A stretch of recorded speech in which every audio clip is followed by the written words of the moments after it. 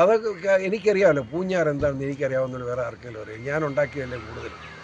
കാരണം 7 പ്രാവശ്യം MLA ആയിട്ടിരുന്ന ആളെയാണ്. അത് ഈ പൂഞ്ഞാറിലെ നല്ലവരാ ജനങ്ങളുടെ ഒരു ഔദാര്യം എന്നോടുണ്ട്. ആ ഔദാര്യത്തിൻ്റെ സന്തോഷത്തിലാണ് ഞാൻ നിൽക്കുന്നത്. തീർച്ചയായും എന്ത് വേണം എന്നുള്ളതിനെപ്പറ്റി എനിക്ക് കാഴ്ചപ്പാടുണ്ട്. പൂഞ്ഞാർ നിയോജകമണ്ഡലത്തിൽ സ്ഥാനാർത്ഥിയാകാൻ കഴിഞ്ഞു, BJPയുടെ സ്ഥാനാർത്ഥിയാകാൻ കഴിഞ്ഞു, താമര ചിഹ്നത്തിൽ മത്സരിക്കാൻ കഴിയുന്നു എന്ന് എനിക്ക് അഭിമാനമുണ്ട്. ഞാൻ ഭാരതീയ ജനതാ പാർട്ടിയിൽ ഒരു ദിവസം കൊണ്ട് ചേർന്നതല്ല, ഒരു 1.5 വർഷക്കാലം വളരെ സീരിയസായി പല കാര്യങ്ങളും ആലോചിച്ച് ചർച്ച ചെയ്ത് പല ആളുകളോടും സമുദായ നേതാക്കന്മാരോടും ഉൾപ്പെടെ ചർച്ച ചെയ്ത് അവരുടെ എല്ലാ അഭിപ്രായം സ്വീകരിച്ചുകൊണ്ടാണ് ഞാൻ BJP ചേർന്നത്.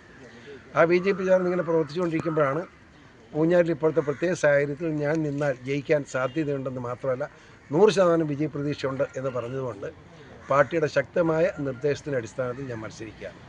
ഏതായാലും ഇന്ന് ഔദ്യോഗികമായിട്ട് എന്നെ സ്ഥാനാർത്ഥിയായിട്ട് പ്രഖ്യാപിച്ചു എന്നാണ് ഞാൻ മനസ്സിലാക്കിയിട്ടുള്ളത്. ആ പ്രഖ്യാപനം ശിരസാ വഹിച്ചുകൊണ്ട് വളരെ ആത്മാർത്ഥമായിട്ട് പ്രവർത്തിക്കാൻ പോവാണ്.